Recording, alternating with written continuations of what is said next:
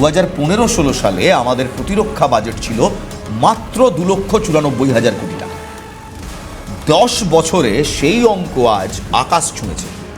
Operation সিঁদুরের সময় ভারত দেখেছিল কিভাবে দেশীয় প্রযুক্তিতে তৈরি আকাশ মিসাইল সিস্টেম কিংবা নাগাস্ত্র ড্রোন শত্রুপক্ষকে তছনছ করে দিয়েছিল। সেই জয় থেকে সরকার আত্মবিশ্বাস পেয়েছে। বিদেশের ওপর নির্ভর না করে ভারতেই তৈরি হবে অস্ত্র।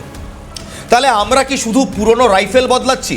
আরে না মশাই, 114টা রাফায়েল যুদ্ধবিমান থেকে শুরু করে অত্যাধুনিক সাবমেরিন ভারত এখন আকাশের শিখর থেকে সমুদ্রের নিচ পর্যন্ত রাজত্ব করার পরিকল্পনা করছে। 3.25 লক্ষ কোটি টাকার সেই মেগা ডিল কি এবার সফল হবে? বাজেটের একটা বিরাট অংশ, প্রায় 2.31 লক্ষ কোটি টাকা রাখা হয়েছে শুধু নতুন অস্ত্র কেনার জন্য, যাকে আমরা বলি ক্যাপিটাল আউটেল। এটা গত বছরের তুলনায় 28% বেশি। এর মানে হলো আমাদের বায়ুসেনার জন্য 114টি রাফায়েল জেট, যে বিশাল ডিল ফ্রান্সের সাথে হয়েছে, তার রাস্তা এখন পরিষ্কার। ফরাসি কোম্পানি ডাসল্ট এভিয়েশনের সাথে আলোচনা চলছে যাতে এই বিমানগুলোর বেশিরভাগই ভারতে তৈরি হয়।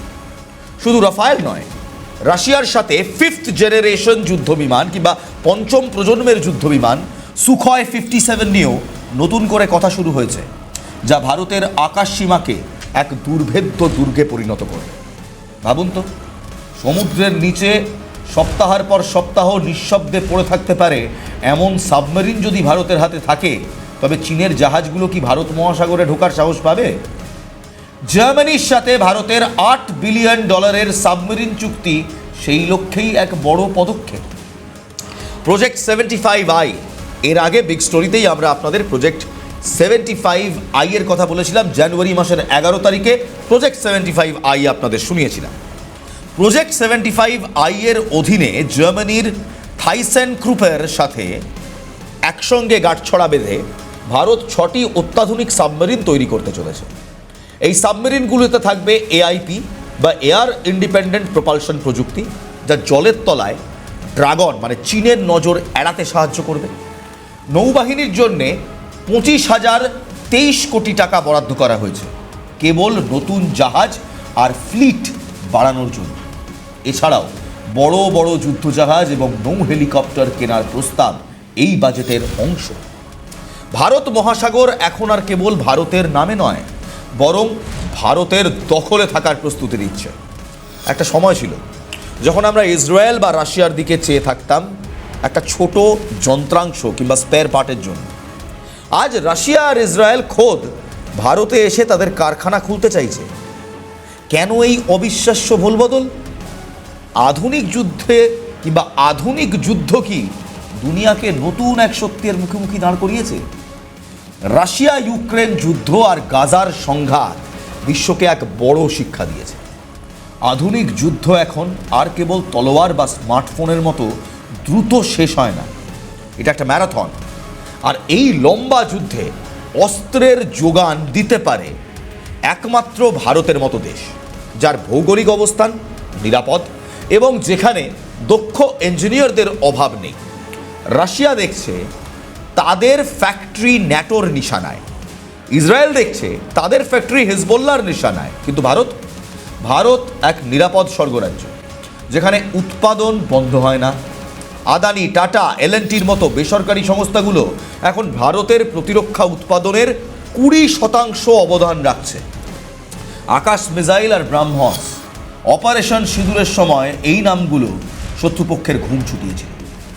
যখন বিদেশি প্রযুক্তি ফেল করছিল, তখন ভারতের দেশি অস্ত্র নিখুঁত নিশানায় কাজ করে দেখিয়ে দিয়েছে। আর আজ সেই অস্ত্র কেনার জন্য ফিলিপিন্স থেকে আর্মেনিয়া লাইন দিয়ে দাঁড়িয়ে আছে। ভারত আর কেবল নিজের জন্য অস্ত্র বানাচ্ছে না, 2024-25 সালে ভারত 23,600 কোটি টাকার অস্ত্র রপ্তানি করছে, যা এক সর্বকালীন রেকর্ড।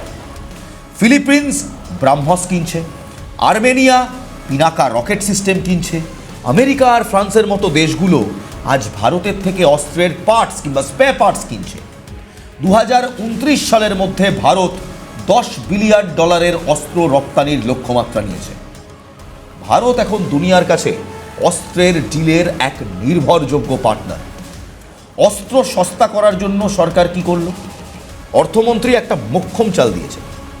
বিদেশের বড় কোম্পানিগুলো যাতে ভারতে এসে ম্যানুফ্যাকচারিং ইউনিট খোলে তার জন্য কাঁচামাল আমদানিতে কর ছাড় দেওয়া হয়েছে।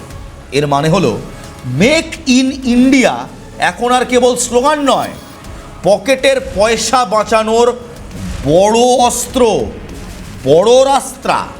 এবং এই কথা আমার নয়, গতকাল এই কথা আপনারা শুনেছেন, কিন্তু বড় বড় সাংবাদিকদের বাড়ফাট্টাইয়ে হারিয়ে গিয়েছে, মাথা দিতে পারেন। মাথা দিয়েছিলেন হামটি ডামটি আর বাজেট নিয়ে পলিটিক্যাল তরজায়, কিন্তু দেশের কথা ভাবুন। দেশের জন্য কালকে কি বললেন Nirmala Sitharaman? Make in India specifically for defence, তাই নিয়ে কি বললেন নির্মলা সীতারামন? খেয়াল করেননি তাই না? ঠিক আছে, कोई बात नहीं, आज सुन लीजिए। देखिए, I propose to exempt basic customs duty on components and parts required for the manufacture of civilian training and other aircrafts. It is proposed to exempt basic customs duty on raw materials imported for the manufacture of parts of aircraft to be used in maintenance, repair or overall requirements by units in the বাঁচানোর বড় রাস্তা, পয়সা বাঁচানো। Budget ঘোষণা করা হয়েছে এই বাজেটে যে বিমানের পার্টস মেরামতি বা MRO পরিষেবার জন্য প্রয়োজনীয় কাঁচামাল আমদানিতে কাস্টমস ডিউটি আর লাগবে না। এতে দেশীয় স্টার্ট আপ আর DRDO ল্যাবগুলো আরও বেশি অক্সিজেন পাবে। বর্তমানে ভারতের প্রতিরক্ষা উৎপাদন 1.54 লক্ষ কোটি টাকায় পৌঁছে গেছে, যা 2014-15 সালে ছিল মাত্র 46,000 কোটি টাকা। কিন্তু এত প্রস্তুতির পরেও কি একটা বড় প্রশ্ন থেকে যাচ্ছে না? ভারত এই 7,85,000 কোটি টাকা কি চীনের বিশাল সামরিক বাজেটের সামনে যথেষ্ট? এর উত্তর খোদ দেশের প্রতিরক্ষা মন্ত্রী শ্রী রাজনাথ সিং তিনি দিয়েছেন। রাজনাথ সিং গতকালই ডিফেন্স বাজেট নিয়ে কিছু বক্তব্য রেখেছিলেন, বাট ওই যে বললাম, অন্যান্য বড় বড় পলিটিক্যাল অ্যানালিস্টদের হোমড়া চোমড়া কথায় কালকে ঢাকা পড়ে গিয়েছিল। বাট ক্যালকাটা নিউজে আমরা বিশ্বাস করি, CNN আমরা বিশ্বাস করি, নেশন ফার্স্ট, প্রথমে দেশ। দেখুন, बजट के लिए उन्हें हार्दिक बधाई देता हूं। मानता हूं कि यह जन भावनाओं और जन अपेक्षाओं पर खरा उतरने वाला यह बजट है। साथ ही यह बजट प्रधानमंत्री जी के आत्मनिर्भर भारत और विकसित भारत 2047 के संकल्प को सशक्त आधार देता है। भी केंद्रीय बजट का सबसे बड़ा हिस्सा रक्षा मंत्रालय को मिला है। इस वर्ष हमारी सेनाओं के ओवरऑल कैपिटल एक्सपेंडिचर के लिए 2.19 लाख करोड़ रुपया का प्रोविजन किया गया है। और इस बजट का सबसे महत्वपूर्ण पक्ष हमारी तीनों सेनाओं के मॉडर्नाइजेशन का है, और इसके लिए इस वर्ष 1.85 लाख करोड़ रुपए की प्रोविजनिंग की गई है। सर्विसमैन कंट्रीब्यूटरी हेल्थ स्कीम के अंतर्गत वर्तमान वर्ष की तुलना में लगभग 45% की बढ़ोतरी करते हुए 12,100 करोड़ रुपए का प्रोविजन किया गया है। সামরিক বাজেটের জন্য যেটা বরাদ্দ করা হয়েছে সেই 7.85 লক্ষ কোটি টাকা, please put on the screens, সেটা কি ইনাফ, যথেষ্ট? আর আধুনিক যুদ্ধে যে ড্রোন সব থেকে বড় হাতিয়ার, সেখানে কি ভারত পিছিয়ে? ভারতের হাতে কি এমন কোনো গোপন অস্ত্র আছে যা যুদ্ধের নিয়ম বদলে দেবে? শুনুন, তাহলে আছে, আলবাত আছে। ড্রোনের কথা বলছিলাম আপনাদের। ভারত কিন্তু স্রেফ ড্রোনের ক্রেতা হয়ে থাকতে চায় না। সাগর ডিফেন্স কিংবা ওশান ডিফেন্সের জন্য তৈরি মানববিহীন যুদ্ধজাহাজ বা unmanned first interceptor craft FIC এখন ভারতীয় নৌবাহিনীতে যোগ দিচ্ছে। এই প্রযুক্তি ভারতের উপকূলকে আরও সুরক্ষিত করবে। আমরা এখন সেই হাতে গোনা কয়েকটি দেশের ক্লাবে ঢুকে পড়েছি যারা সমুদ্রের ওপর ড্রোন জাহাজ চালাতে পারে। এটা সবাই পারে না, এটা আমরা পারি। শুধু রাশিয়া বা ইসরায়েল নয়, ইউরোপের দেশগুলোও এখন ভারতের দিকে ঝুঁকছে। কারণ ভারত হলো এমন একটা দেশ যেখানে রাজনীতি উৎপাদনের পথে বাধা হয়ে দাঁড়ায় না। ভারত এখন গণতান্ত্রিক চীন হিসেবে আত্মপ্রকাশ করার যে গ্লোবাল ন্যারেটিভ ছিল সেটাকে ভেঙে দিয়েছে। রাশিয়া আমাদের সাথে সু-30 কিংবা সুখয় 30 মার্ক 1 জেটের ম্যানুফ্যাকচারিং লাইন ব্যবহার করে সুখয় 57 বানাতে চাইছে। ইসরায়েল চাইছে তাদের মিসাইল আর ড্রোনের ফুল স্কেল প্রোডাকশন ভারতে নিয়ে আসতে, কারণ ভারত আজ নিরপেক্ষ এবং নিরাপদ। আমরা কোনো পক্ষের হয়ে লড়ি না, কিন্তু আমাদের অস্ত্র যে কোনো পক্ষকে জয় ছিনিয়ে আনতে পারে। আমেরিকা পর্যন্ত এখন ভারতের বেসরকারি কোম্পানিদের দিকে তাকিয়ে রয়েছে এবং তাদের পার্টস কিনছে। 2047 সালের মধ্যে বিকশিত ভারত গড়ার যে স্বপ্ন প্রধানমন্ত্রী মোদী দেখেছেন, তার মেরুদণ্ড হলো এই শক্তিশালী সেনা। কিন্তু কিভাবে সেনা শক্তিশালী হবে বলব। ভারত এখন শান্তির কথা বলে ঠিকই, কিন্তু মনে রাখবেন আমরা শান্তির কথা বলার সময়ও একটা তলোয়ার হাতে রাখি, কারণ ওই যে বলে ওয়ান্স বিটেন টুয়াইস শাই। এই বাজেট কি কেবল সংখ্যা, নাকি এটা আমাদের পরবর্তী প্রজন্মের সুরক্ষা কবচ? প্রতিরক্ষামন্ত্রী রাজনাথ সিং বলছেন এই বাজেট দেশপ্রেম আর আধুনিকতার এক অভূতপূর্ব মেলবন্ধন। 7,85,000 কোটি টাকার এই বিনিয়োগ স্রেফ অস্ত্র কেনার জন্য নয়, এটি ভারতের আইটিবিপি কিংবা ইন্ডো টিবেটিয়ান বর্ডার পুলিশের মতো বাহিনীগুলোকে শক্তিশালী করার জন্য, যাদের বাজেট এবার 14% বাড়ানো হয়েছে। সিআরপিএফ, বিএসএফের থেকেও সবচেয়ে বেশি বরাদ্দ আইটিবিপি পেয়েছে, কারণ লাদাখ থেকে অরুণাচল এই পুরো এরিয়াটা পেট্রোল করে আইটিবিপি। ভারত আজ 1 ইঞ্চি জমি ছাড়তেও রাজি নয়।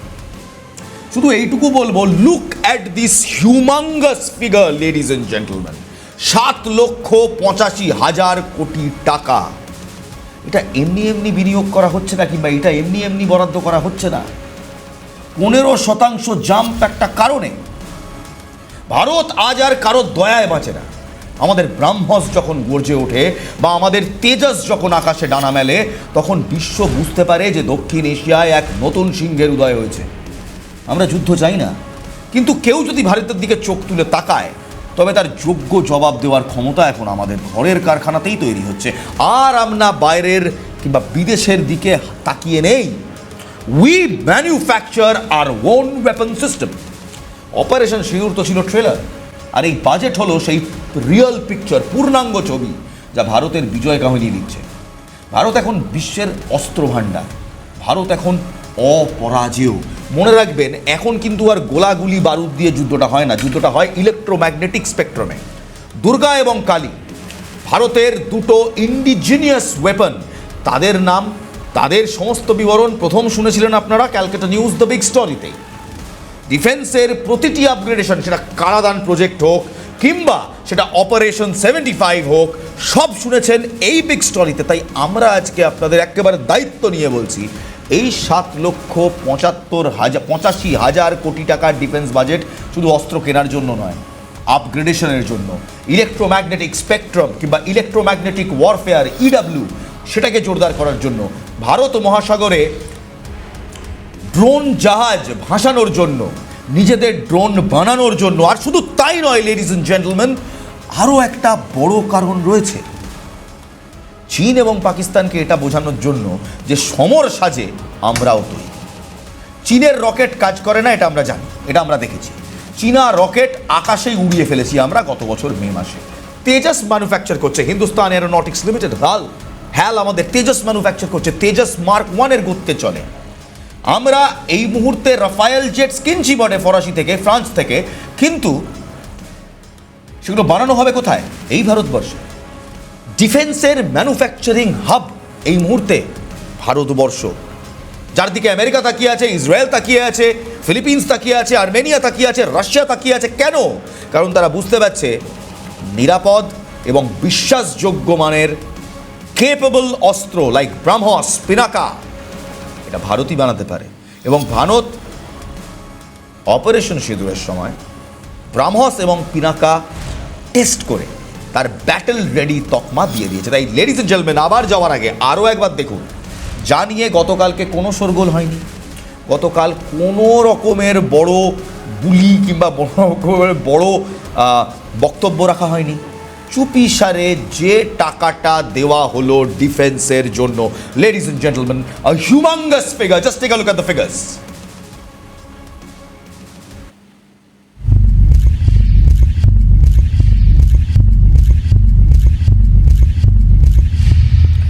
7,85,000 কোটি টাকা। This, ladies and gentlemen, is the new India. This, ladies and gentlemen, is the new India's defense budget. That's all for tonight, ladies and gentlemen. Good night and Jai Hind.